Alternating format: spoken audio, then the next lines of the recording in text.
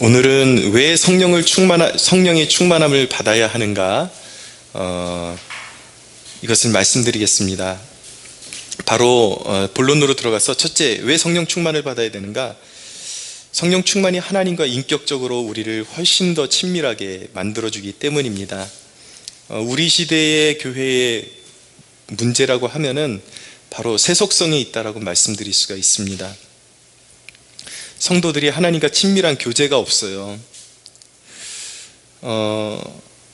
세속성을 가진 사람들, 하나님과 친밀한 교제가 없는 사람들의 삶의 모습은 너무나도 세상과 흡사하게 닮아 있기 때문에 그들은 결코 하나님의 일에 쓰임 받기에는 부적합하다라고 말씀드릴 수가 있습니다.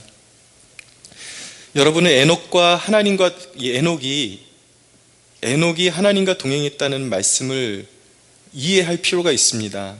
그것은 고대 어느 세계에 전설에 나오는 이야기가 아니라 오늘 동일하게 그대로 우리 성도들의 삶 가운데 적용되어지는 은혜라는 것을 알 필요가 있습니다. 제가 하나님의 임재가 중요하다, 하나님의 임재를 사모하십시오 그러는데, 에녹이 하나님과 동행했다라는 것은 물론 에녹은 우리보다 더 깊은 영성을 가지고 하나님과 더 무언가 아주 특별한 그런 교제를 나누었을 것입니다. 벌써 우리보다 한 200~300년 전 앞섰던 그런 하나님을 추구했던 그런 영성가들의 이야기를 들으면 우리가 하나님의 임재를 경험하지만 우리가 경험하는 것과 수준이 다른 세계를 경험했다라는 것을 우리가 인정할 수밖에 없어요. 분명히 그런 면에서 봤을 때에 에녹이 성경에 기록될 정도로 하나님을 추구하고 하나님과 동행했다라는 것은 그에게 분명히 남다른 특별한 하나님의 그런 동행하심과 임재가 있었다라는 것을 알게 되는 것이죠. 그렇지만 그럼에도 불구하고 우리도, 이 시대에 살아가는 우리도 하나님의 임재를 체험하면서 살 수 있다라는 거예요. 성령의 충만함을 통해서.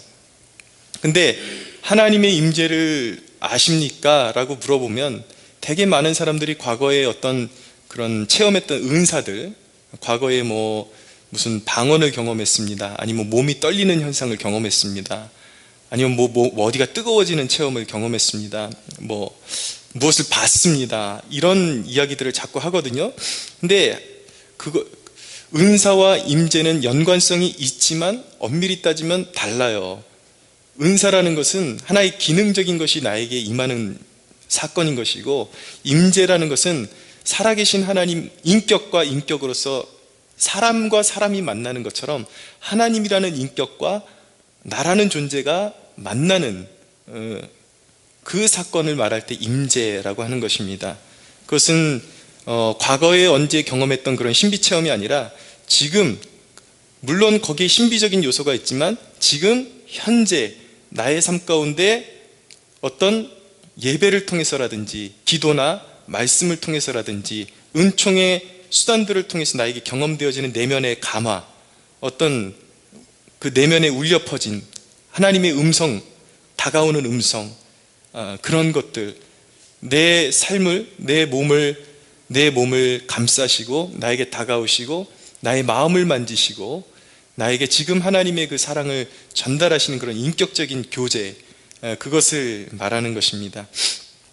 하나님의 임재를 추구하는 것이 왜 그렇게 중요한가? 하나님과의 마주침이 하나님의 임재를 맛보면 맛볼수록 계속해서 그분의 영광스러움을 더 추구할 수밖에 없게 된다는 것이죠. 그래서 하나님의 임재를 자꾸 경험하다 보면 인생의 가치관이 변할 수밖에 없는 거예요. 계속해서 예수를 믿어도 성령의 충만함을 받지 못하고 하나님과 인격적인 만남을 이렇게 자꾸 갖지 못하면은 그 생각이 세속적인 틀에서 벗어나지를 못하게 되는 것입니다. 결국 하나님 앞에 쓰임받지 못하게 되는 것입니다. 우리 그 한간의 말 중에 빈익빈 부익부라는 이야기가 있잖아요. 마찬가지로 하나님도 자꾸 경험해야 그 사람이 더 하나님을 추구하게 되고 그 재미를 느끼게 되고 더 거룩함으로 나아가게 되는 것입니다.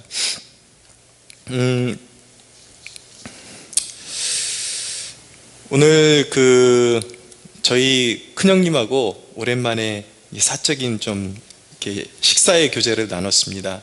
형님이 강남의 어떤 학원에서 강의를 하는데 점심 식사를 같이 나누면서 이제 형님이 이제 막내 동생이니까 너무 안타까운 마음에 언제까지 그렇게 고생만 하고 있을 거냐 라고 그렇게 이야기를 하면서 어떻게 얘기하다가 우리 가정에서도 좀 이렇게 내놓으라 하는, 사회 속에서 살아보니까 돈이 없으니까 무시당할 수밖에 없고 많이 사는 게 불편하더라, 그런 이야기를 하더라고요.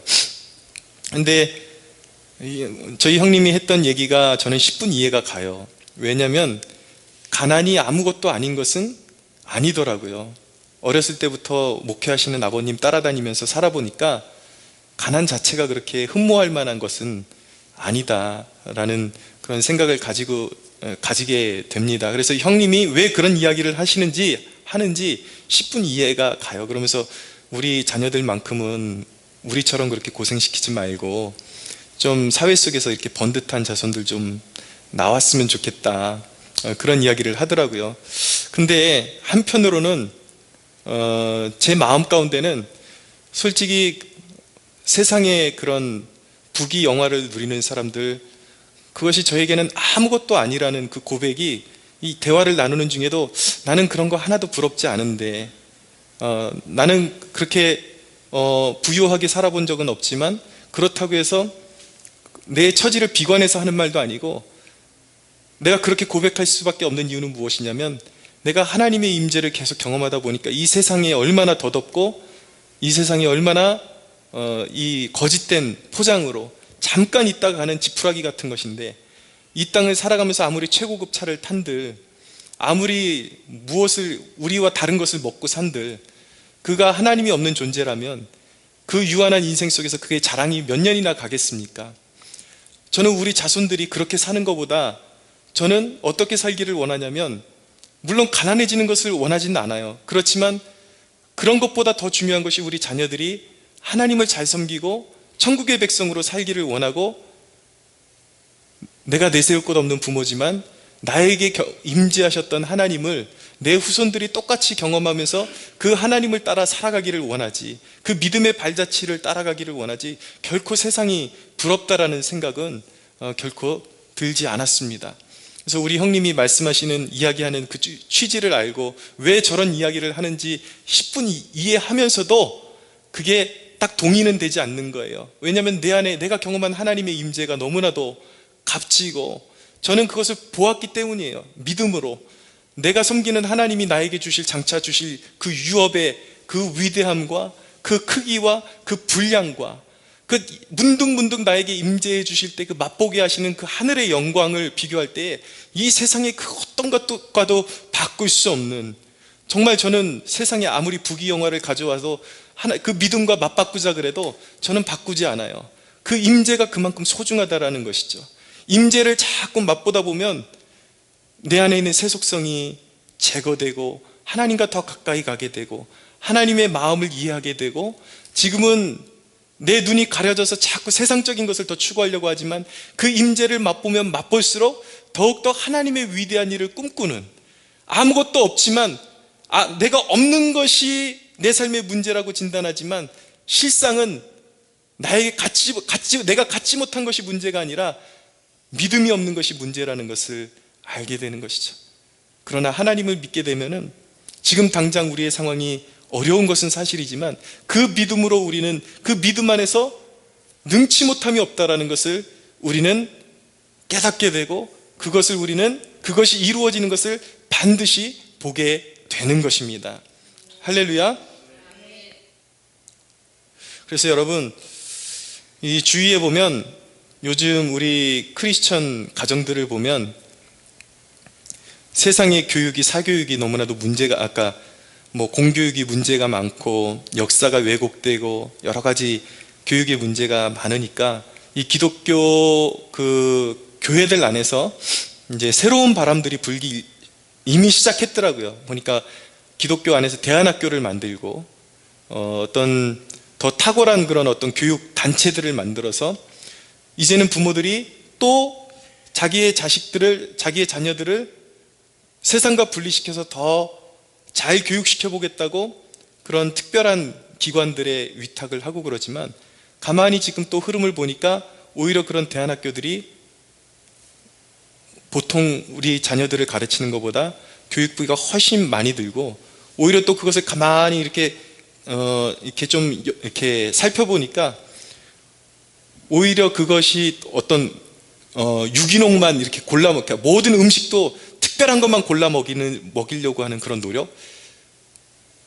그러다 보니까 그것도 하나의 어떤 거룩함으로 포장되어 있지만 내 자식을 또 다른 엘리트주의를 추구하는 어떤 세속성, 좋은 것만 골라서 취하려고 그러고 무리해서 비싼 것들만 취해가지고 내 자녀들을 좋은 데만 쏙쏙쏙쏙 골라내가지고 넣어가지고 무언가 심어주려고 하는 그런 흐름으로 가려고 하고 있지는 않나. 그 위험성이, 저는 좀 그런 면들이 보이더라고요. 저는 제가 가지고 있는 생각 중에 하나는 무엇이냐면, 우리 자녀들을 그렇게 특별한 것들만 골라 먹이는 그런 자녀들로 만들어서는 안 되고, 평범한 삶 속에서 승리하는 법을 가르쳐줘야, 어디에 가든지 평범한 삶 속에서 아주 학군이 낮은 그런 학교를 보내더라도 그것 속에서 신앙으로 승리할 수 있는 사람으로 만들어내는 것이, 어떤 학군이든지 관계없이 어딜 가든지 진화론으로 팽배하고 세상적인 가치관이 팽배한 학교를 보내더라도, 그런 세상 속에 있더라도 다니엘처럼 자기의 믿음을 지킬 수 있는 그런 영성을 길러주는 것이 더 중요하지 않나라는 생각을 가지게 됩니다. 우리 자녀들에게도 그런 특별한 것들만 골라 먹이는 그런 어떤 움직임들보다도, 물론 그런 노력을 하시는 분들을 비난하고 싶은 것은 아니에요. 결코 비난조로 얘기하는 것은 아니고, 좀 더 우리가 본질을 생각해 볼 필요가 있다라는 그런 도전을 드리고 싶은 것입니다. 어디에 떨어지든지 거기서 다니엘의 영성을 가지고 구별되어서 세상과 타협하지 않고 승리할 수 있는 사람, 그것은 세상의 어떤 특별한 그런 교육에서, 어떤 남들이 받지 못하는 그런 교육에서 그러한 능력이 생기는 것이 아니라 철저히 신앙의 기초, 기도하게 만들어주고 예배의 가치를 알게 해주고, 그런 데서 바로 그런 정신이 생겨나는 것이고, 우리의 자녀들이 성령의 충만을 경험하고 하나님의 임재를 경험할 수 있다면 어디든 가도 거기서 어둠 가운데 빛을 발할 수 있는 하나님의 백성들로 설 수 있다는 것을 우리가 믿기를 바랍니다. 성령 충만은 하나님과 인격적으로 더 가깝게 만들어줘요. 두 번째는 죄를 이기게 만들어줍니다. 결국 영적인 싸움은 무엇을 더욱 채우느냐의 문제예요. 세상의 것에 많이 노출되면 그만큼 정욕을 자극하는 힘이 작용해서 죄를 짓기 쉬운 쪽으로 기울어지게 됩니다. 무엇을 채우느냐가 문제예요. 오늘 본문 에베소 5장 18절에 보면은 술 취함이 나오고 성령의 충만함이 나오는데, 대조적으로 나오는데, 이 술 취함과 성령의 충만함은 성질이 아주 비슷합니다. 아주 비슷한 특징을 가지고 있어요. 무언가 채우고 무언가 장악하는 능력을 가지고 있다는 것이죠. 두 가지가 다. 이게 술을 우리 삶에 채우게 되면 어떻게 되는가? 이 컵에 무엇을 채우느냐? 컵에 어떤 내용물이 들어있는데 거기에 주로 계속 쏟아붓는 것을 통해서 원래 있던 것들은 빠져나가게 되는 거예요. 그렇죠? 마찬가지로 우리 안에 어떤 분별력이 있는데 술을 자꾸 거기다 들이붓게 되면은 분별력을 상실하게 되고 결국 불경건에 빠지게 되고 영적으로 감각 없는 무뎌지는 존재가 될 수밖에 없는 것입니다. 많이 채우는 것이 우세할 수밖에 없는 거예요. 술을 채우면 영적 은사들이나 우리 안에 내면의 빛이 넘쳐서 빠져나가게 되는 거예요. 하나님이 주신 좋은 것들이 상실되게 되는 것이죠. 술로 대변하고 있지만 사실은 술의 문제뿐만 아니라 세속적인 것들, 사람들이 추구하는 세속적인 모든 것들에 이런 위험성이 있는 거예요. 가장 큰 위험성을 가지고 있는 것이 매체들, 드라마들. 여러분들 드라마에 너무 빠져 살지 마십시오. 드라마도 너무 지나치게 보면은 술과 똑같은 영향력이 있는 것입니다. 세속의 가치관이 채워지는 거예요. 우리의 빈잔을 채워서 하나님이 주신 총명이 빠져나가고 거룩성이 빠져나가서 결국 말하는 것을 보면 세상 사람들과 똑같은 말을 할 수밖에 없는 거예요. 왜요? 그 가치관이 드라마를 통해서 그 세속성이 채워졌기 때문에 거룩함이 다 빠져나가 버리고 세상 사람들과 똑같아져 버리는 것이죠. 잠언에 있는 말씀 좀 읽어드리겠습니다. 잠언 23장 29절에서 35절에 보면 재앙이 뉘게 있는고, 근심이 뉘게 있는고, 분쟁이 뉘게 있는고, 원망이 뉘게 있는고, 까닭 없는 상처가 뉘게 있는고, 붉은 눈이 뉘게 있는고, 술에 잠긴 자에게 있고 혼합한 술을 구하러 다니는 자에게 있느니라. 포도주는 붉고 잔에서 번쩍이며 순하게 내려가나니 너는 그것을 보지도 말지어다. 그것이 마침내 뱀같이 물 것이요 독사같이 쏠 것이며 또 내 눈에는 괴이한 것이 보일 것이요 내 마음은 구부러진 말을 할 것이며 너는 바다 가운데에 누운 자 같을 것이요 돛대 위에 누운 자 같을 것이며 내가 스스로 말하기를 사람이 나를 때려도 나는 아프지 아니하고 나를 상하게 하여도 내게 감각이 없도다. 내가 언제나 깰까 다시 술을 찾겠다 하리라. 여러분, 최근에 자기 아내를 때려 죽인, 골프째로 때려 죽인 그런 국회의원 이야기도 있잖아요. 정치인 이야기도 있고. 그 사람 하나의 이야기 뿐이겠습니까? 근데 그런 우발적인 사건의 배경을 들어보면 항상 술 먹고 우발적으로, 평상시에는 그래도 절제력이 있고 괜찮은 사람이었는데 술 먹고 우발적으로 욱했는데 한번 손이 나가기 시작하니까 절제가 안 되는 거예요. 그러니까 한번 술에 잠겨서 절제력을 잃어버리면 그 정신을, 통제력을 누가 갖게 되는가? 귀신이 이제 붙잡고 통제력을 갖게 되는 거예요. 그러니까 사람이 짐승이 되어버리는 것이 순간 골프채로 사람이 그 배우자 심장이 터져버릴 정도로 패기도 하고, 순간적으로 경제적인 어려움이 있었는데 잘 헤쳐나가고 있었는데 조금만 더 이기면 되는데 술 먹고서 욱한 그 근심에 잠겨가지고 이렇게 살아서 무엇하리라는 그 근심에 잠겨가지고 우발적으로 우리 그냥 다 죽어버리자, 한순간에 다 목숨을 끊어버리고 마귀에게 자기 자신을 내어버리는 거예요. 여러분, 우리 그리스도인들이 정신 차려야 됩니다. 오늘날 이 세속적인 그리스도인들 너무 많아요. 세상 사람하고 똑같이 술을 아무것도 아닌 것처럼 그렇게 마시는 그리스도인들이 너무 많아요. 그러나 하나님께서 원하시는 것은 우리가 술로 채우는 것이 아니라 성령으로 채움을 받기를 원하시는 것입니다. 할렐루야. 예. 성령으로 채움을 받는 것이 바로 충만이라고 표현하고 있는 것입니다. 성령으로 충만하면 우리 안에 있던 정욕의 찌꺼기들이 빠져나가요. 역으로 세상 근심, 정욕들, 이런 것들이 나를 사로잡고 있었는데 성령에 충만하면 그런 것들이 빠져나갑니다. 죄를 이기고 싶으면 그 죄와 1대1로 싸워서 이거 하면 안 되는데 그런데 인간의 죄성은 하면 안 되는데 하면 더 하게 돼요. 죄를 이기고 싶으면 그 죄와 1대1로 싸우면 안 되고 더 크신 분으로 나가야 되는 것입니다. 하나님을 바라보고 성령의 충만함으로 채우게 되면 정욕의 찌꺼기들이 씻겨 나가는 거예요. 그래서 그때 죄와 대면하면 그 죄를 향해서 나사렛 예수 그리스도의 이름으로 명하노니 내게서 떠나가라라고 능력 있게 선포할 수 있는 힘이 생기는 것입니다. 할렐루야. 그래서 성령으로 충만함을 받아야 되는 거예요. 그리고 하늘의 기쁨으로 채워져야 하는 것입니다. 에베소 5장 19절에서 20절에 보면 시와 찬송과 신령한 노래들로 서로 화답하며 너의 마음으로 주께 노래하며 찬송하며 범사의 우리 주 예수 그리스도의 이름으로 항상 아버지 하나님께 감사하며 그리스도를 경외함으로 피차 복종하라라고 말씀해요.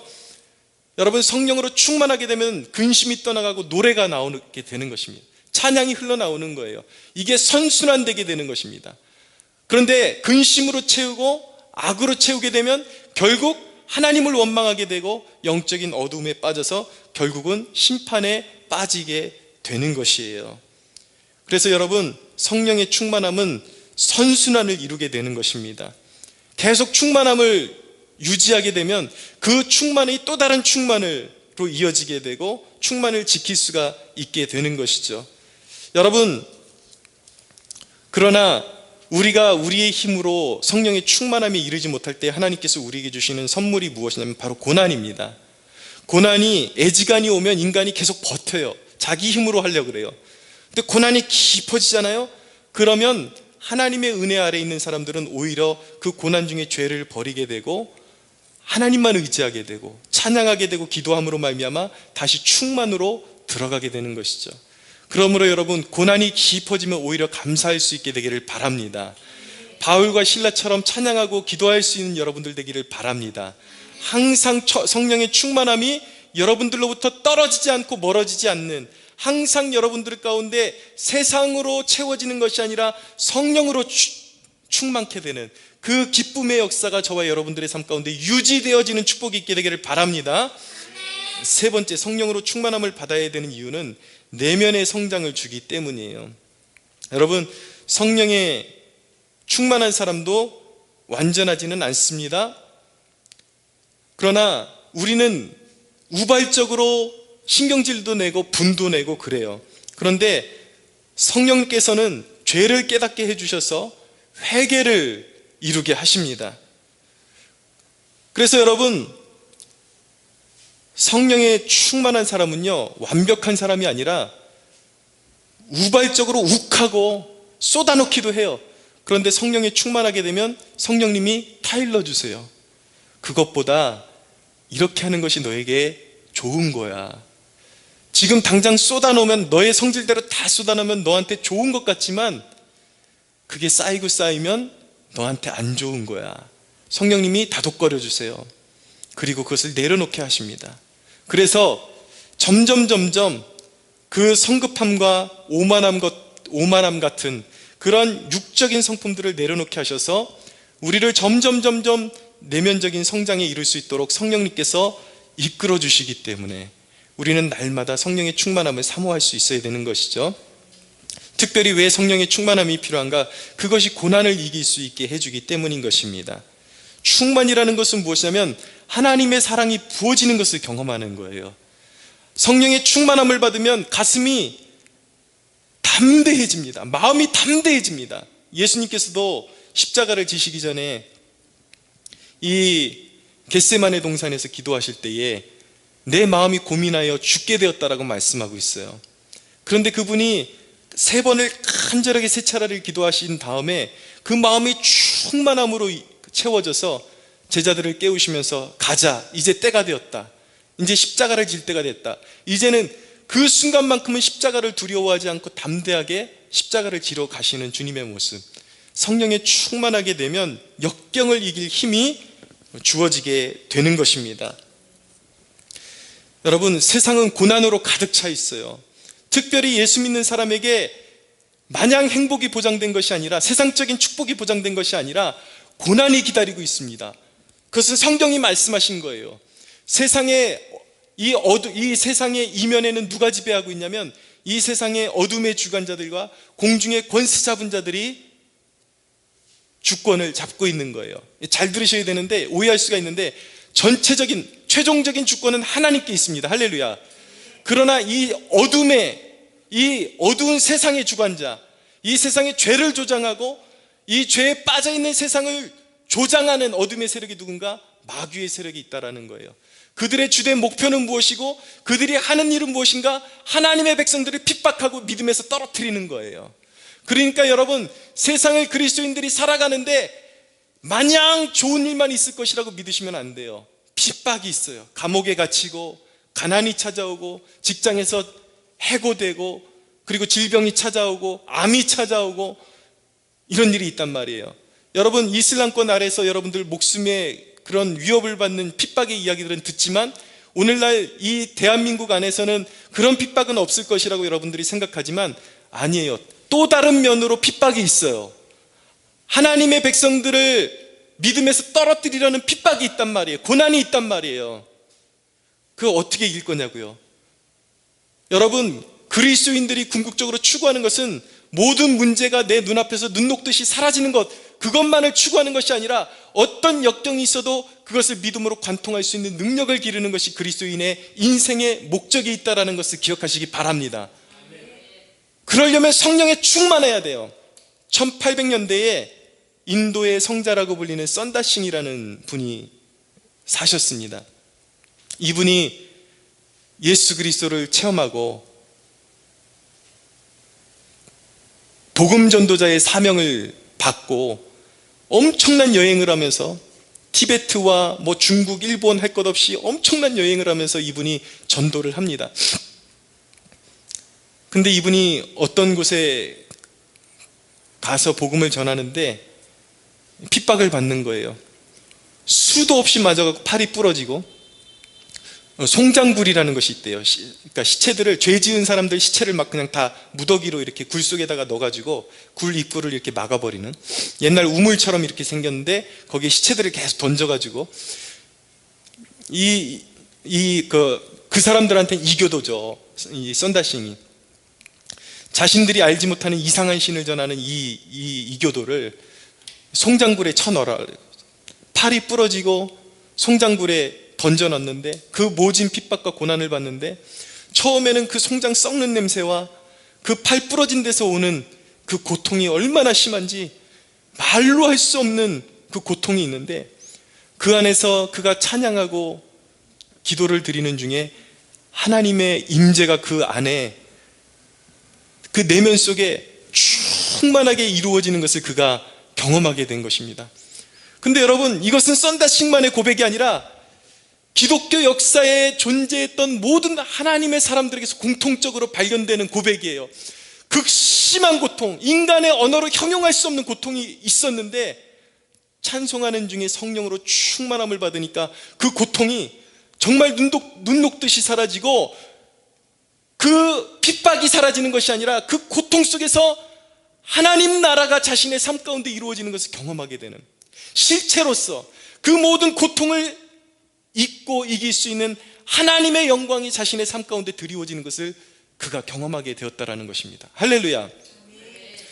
근데 갑자기 막혔던 굴이 열리면서 밧줄이 하나가 내려오는데 그를 끌어올려줬어요.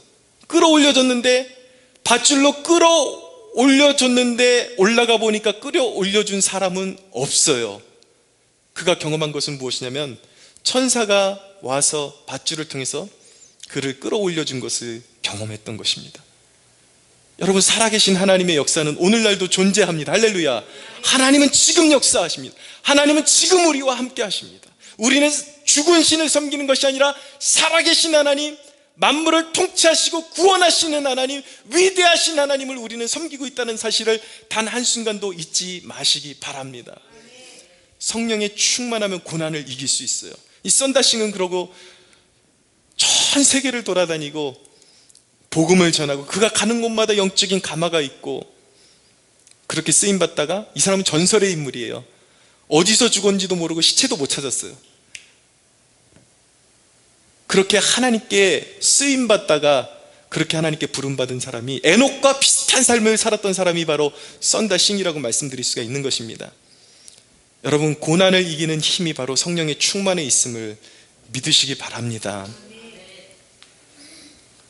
갈라디아서에 있는 말씀 읽어드릴게요. 성령 충만의 영광은 어디에 있는가? 단순한 신비 체험에만 있는 것이 아닙니다. 갈라디아서 5장 22절에서 23절에 보면, 오직 성령의 열매는 사랑과 희락과 화평과 오래 참음과 자비와 양성과 충성과 온유와 절제니 이 같은 것을 금지할 법이 없느니라 라고 말씀하고 있습니다. 여러분, 이 성령의 9가지 열매를 맺는 것은 성령 충만의 증표여 하나님의 자녀들의 면류관이라는 것을 기억하시기 바랍니다. 저도 사모합니다. 저도 변화받고 싶습니다. 저도 더 주님의 임재로 나아갈 거예요. 그래서 내 안에 있는 사나운 성품들, 성급한 성품들이 다 성령의 은혜로 씻겨져 나가는 은혜가 있기를 저는 소원하는 것입니다. 할렐루야. 여러분들 모두가 변화받기를 사모하십시오. 모두가 예수님 닮아가기를 사모하십시오. 세상과 다른 그리스도의 형상으로 여러분들이 빚어질 때 사람들은 물어보게 될 것입니다. 당신 안에 있는 소망, 당신 안에 있는 당신을 변화시킨, 내가 당신을 예전부터 봐왔는데 무엇이 도대체 당신을 그렇게 거룩하고 존귀한 사람으로 변화시키는 그 능력은 무엇입니까? 여러분, 대답할 수가 있어야 돼요. 내 주 되시는 예수 그리스도께서 성령으로 내 안에 거하시기 때문에 내 안에 이러한 변화가 일어나는 것입니다. 할렐루야. 마지막입니다. 성령 충만을 왜 받아야 되는가? 그것이 복음의 전도의 능력을 우리에게 가져다 주기 때문이에요. 성령 충만의 궁극적인 목적은 이 땅에서 하나님 나라의 사역을 완수하는 것입니다. 오순절 성령 강림 사건의 의미는 복음 전파의 능력이 부어지는 사건이라는 것을 우리가 기억해야 하는 것입니다. 우리가 성령 충만 받았다 그러면서 방언만 날랄랄라 하고 교회에서 그냥 나 뜨거워졌네 이러고 있고 복음을 증거하지 않는 것은 가짜예요. 왜 뜨거워져야 되는가? 왜 우리에게 은사가 부어져야 되는가? 최종적인 목적은 무엇인가? 하나님 나라인 것입니다. 복음을 전하는 것이에요. 할렐루야. 여러분, 초대교회 공동체는 성령의 충만을 받고 복음 전파에 올인했고 지경을 확장시켜 나갔습니다. 여러분, 이것이 없으면 우리는 이미 폐기 처분된 그리스도인과 같은 것입니다. 복음을 전파하고자 하는, 하나님 나라를 확장시키고자 하는 이 하나님의 비전이 우리 안에서 숨쉬고 있지 않고 가슴이 뛰지 않는다면 우리는 이미 폐기 처분된 거예요.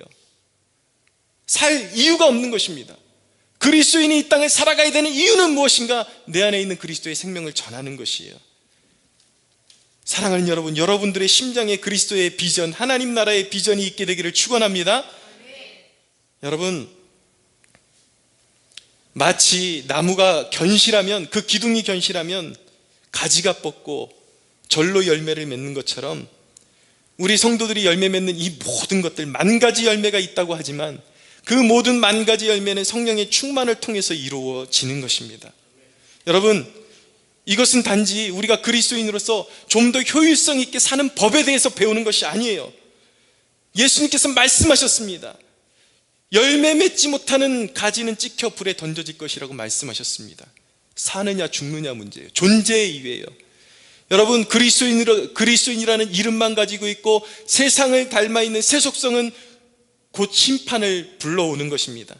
많은 사람들이 생각할 때에 세상이 타락했으니까 그런 어떤 사회적인 이슈에서 심판이 결정되는 것처럼 오해하지만 성경이 말씀하고 있는 심판은 그리스도인이 그리스도인답지 못할 때에 세속성을 가지고 그리스도인이 성령의 충만함을 받지 못하고 살아갈 때에 그리스도인으로서의 삶의 모습을 잃어버렸을 때에 하나님께서는 그 나라를 쓸어버리시는 거예요.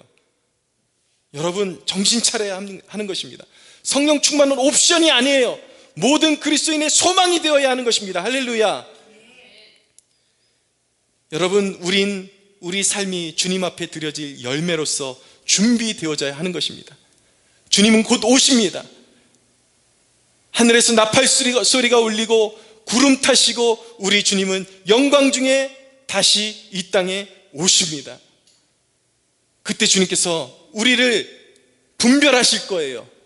너희가 과연 나를 주라고 고백했던 그 주여 주여 했던 그 주라는 고백이 진실한 믿음의 고백이었는지, 진정으로 성령 충만함 가운데 이 땅 가운데서 하나님 나라를 위해서 살았는지, 아니면 너희 자신을 위해서 산, 오로지 돈 주세요, 먹을 거 주세요, 오로지 자식 잘 되게 해주세요, 세속적이고 썩어 빠진 그리스도인이었는지, 아니면 진정으로 거룩을 추구하며 하나님 나라를 추구하며 살았던 그리스도인인지 주님은 알아보십니다. 분별하십니다. 할렐루야. 사랑하는 여러분, 여러분들 안에 있는 껍데기들, 세속성을 씻어버리십시오. 모든 죄성을 엎어버리시고 성령의 능력으로 갈아엎어지기를 사모하는 저와 여러분들이 되기를 축원합니다. 모두 성령으로 충만하여 이 시대에 주께서 맡기신 사명 이루는 저와 여러분들이 되시기를 예수 그리스도의 이름으로 축복합니다. 우리 하나님께 영광의 박수 올려드리겠습니다.